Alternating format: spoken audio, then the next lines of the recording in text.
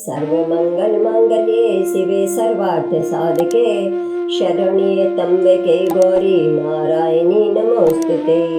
देवी की 9 मूर्तियां हैं जिन्हें नवदुर्गा कहते हैं, जिनके नाम इस प्रकार हैं।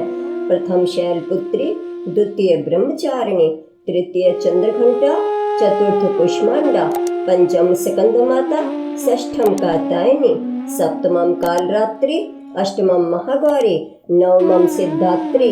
माँ का पहला स्वरूप शैलपुत्री कहलाता है।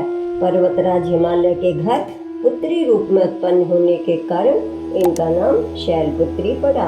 इनके दाहिने हाथ में त्रिशूल और बाएं हाथ में कमल पुष्प सुशोभित है।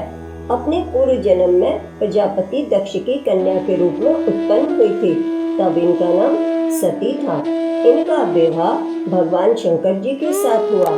एक बार प्रजापति दक्ष ने बहुत बड़ा यज्ञ किया, जिसमें सारे देवताओं को अपना अपना यज्ञ भाग प्राप्त करने के लिए निमंत्रित किया, परंतु उसमें शंकर जी को निमंत्रित नहीं किया गया।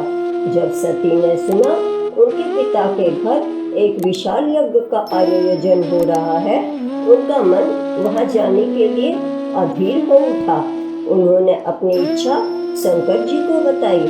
शंकर जी ने कहा, प्रजापति दक्ष किसी कारणवश हमसे नाराज है, इसलिए उन्होंने हमको निमंत्रित नहीं किया है।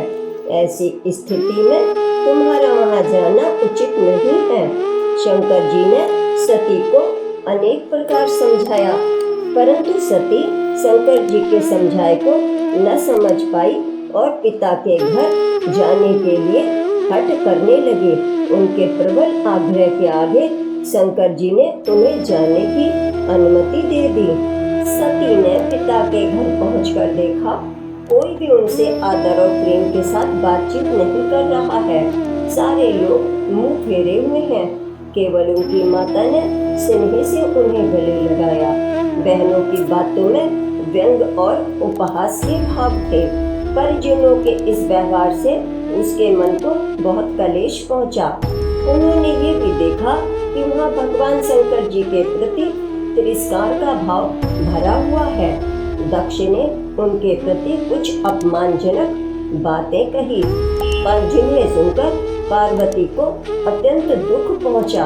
अपने इस दुख, क्षोभ, ग्लानि और क्रोध से वे संतप्त हो उठे और उन्होंने सोचा, भगवान शंकर की बात न मानकर उन्होंने यहाँ आने की बहुत बड़ी गलती करी है। वे अपने पति के इस अपमान को सह न सकी। उन्होंने अपने उस रूप को तत्क्षण वहीं योगाग्नि द्वारा जलाकर भस्म कर दिया।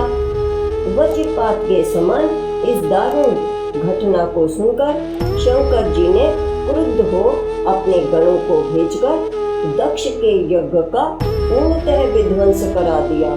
सती ने योगाग्नि द्वारा अपने शरीर को भस्म कर अगले जन्म में शैलराज हिमालय की पुत्री के रूप में जन्म लिया। इस बार वे शैलपुत्री नाम से विख्यात हुई। पार्वती, हेमवती भी उन्हीं के नाम हैं। माँ के पहले स्वरूप शैलपुत्री की पूजा इस प्रकार है। सबसे पहले माता की पूजा के लिए एक चौकी लगानी चाहिए। उस चौकी पर लाल वस्त्र बिछाना चाहिए। लाल वस्त्र बिछाकर माता की एक चित्र लगाना चाहिए। माता के चित्र के आगे एक मिट्टी के बर्तन रखकर उसमें मिट्टी भरकर उसके अंदर जौ रख लेनी चाहिए। जौ को पानी से सींच भी देना चाहिए। उन जौ के बीच में एक कलश रखना चाहिए। कलश के गले पर मौली या कलावा बांध देना चाहिए।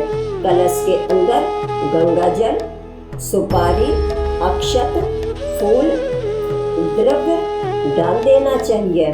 कलश के अंदर जल भी भर देना चाहिए। फिर उस कलश में पंच पल्लव लगाने चाहिए।